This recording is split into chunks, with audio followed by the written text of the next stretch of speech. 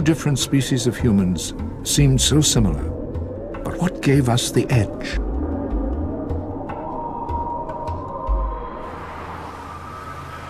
There's an intriguing theory that might provide an answer.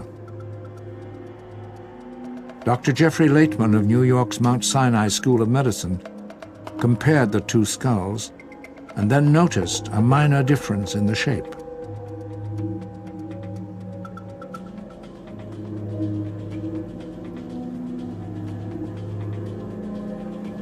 Groups like Neanderthals, and when you study the bottom of skull meat, it was at the base of the skull. With Neanderthals, the central part of the base is flat, but in the modern human skull, it is rounded. The difference corresponded to the upper side of the throat, where the larynx or voice box is situated.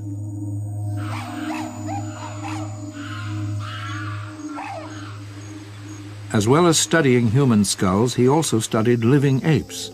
They too had flat central bases in their skulls, just like the Neanderthal. Strangely, there is still a trace of Neanderthal in all of us, but it doesn't last very long. Remarkably, baby humans have the same configuration. So if you look at a newborn baby, its voice box is also all the way up in the throat, and babies always breathe through the nose and have the ability to breathe and swallow almost at the same time. Something remarkable happens in human development. Our voice box starts a journey down into the neck. Unlike any other mammal, we start in one place, but we end up in another. And that journey is very dangerous because it changes our entire neuromuscular coordination system. The changes begin in the early year of life and continue as we grow. As we get older, because we have a larynx all the way down in the throat, our airway and our foodway, which were separate in babies and which were separate in a monkey or a dog, are now crossed. And this is very dangerous. And this is one of the reasons we always get food stuck in our throat when we're trying to eat. And it's also one of the reasons why we have food that regurgitates. So we've lost out, but we gained something.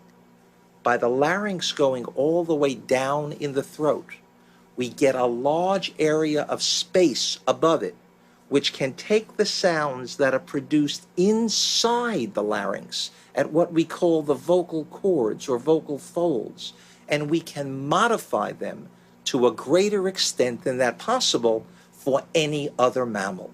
We have thus gained the ability for fully articulate speech. The two species had their larynx at different levels. The Neanderthal is on the left, modern humans on the right. The flatness of their skull base tells us their larynx would be up much higher, and that their overall vocal tract would be very different than that which you find in living human beings. This tells us that Neanderthals could not speak the way we speak today. When the larynx is in a high position, the distance from the mouth to the vocal tract is short. We let our voices resonate in the vocal tract. With a short vocal tract, Neanderthals would be limited.